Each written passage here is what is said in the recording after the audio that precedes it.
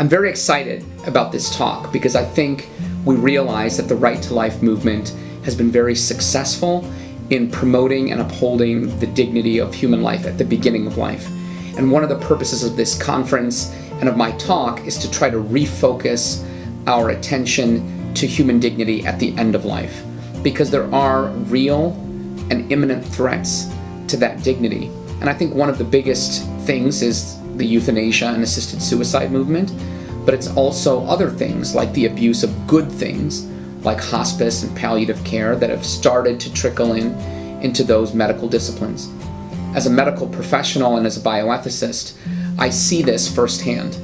And I think one of the biggest worries or concerns is the conception of human life and how we view it as a competing model. So there are two competing models.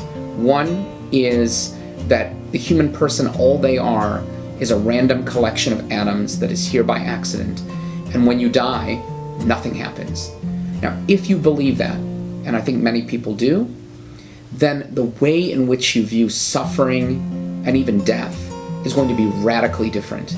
Because then you think to yourself, well, the only thing that matters, the only thing that I really have control over is my choice.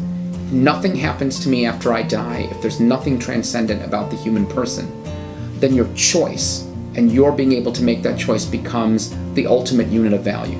But what I want to be able to tell people is that there is an alternative view to that.